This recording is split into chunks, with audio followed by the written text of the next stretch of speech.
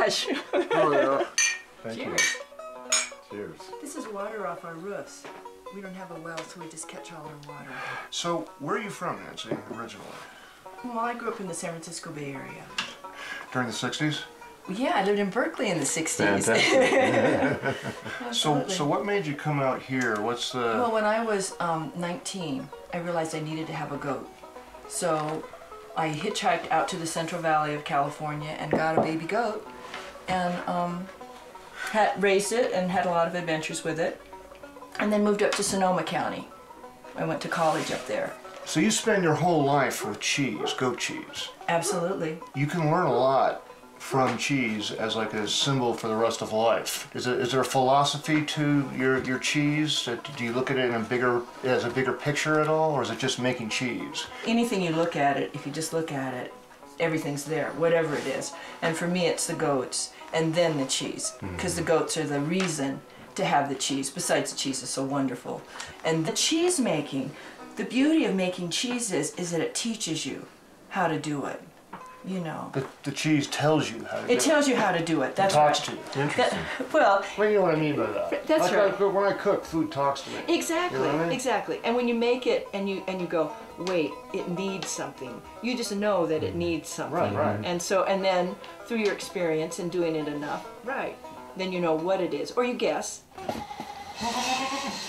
Well, why don't you guys come on in and meet the goats. I just got the sense that everything you're doing with this goat cheese is that there's a love of life. But can I see your process? What is snacking on here? Our project here is to have you eat the wild food that no human could live on and convert it into high quality protein. So they're filled up here. That's right. It's 12 hours. Time to milk them again. Can we help in any way? Oh, yeah.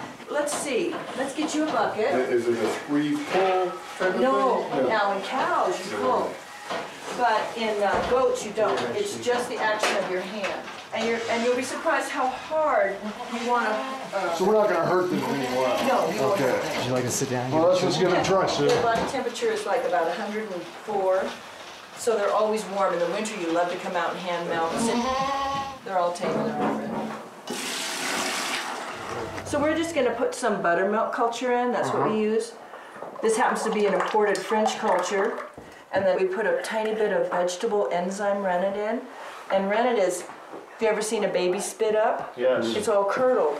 That's the rennet in the baby's stomach. All baby mammals have Is it it. acidic? But this is just an enzyme that is Is that what very does the similar to culture? it. Is that? This is, well, the culture is what's going to give it its flavor, and it'll give it its texture, and then those few drops of the rennet, actually I need a little teeny bit more for the type of cheese that we're making here.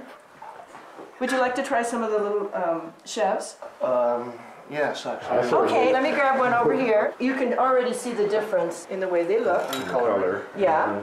And Yeah, this so one, you it's see such a this one, how it's beautiful- getting a little mold over the surface. Right. So let's go ahead and cut that. Now I see different shapes as well. Does Well, do the you shapes know, have anything to do with the taste at all? We're experimenting right now to see which shape we like best, because every shape Thank you. is going to make the flavor, the texture, the way the mold grows just slightly different. And in the end, the minor changes that you make at the beginning are going to grow out to the end to be much bigger, Okay. you know? Now some people just open it up and eat the pâté. But hey, I love the crust. This is a very important moment right here. Taste it.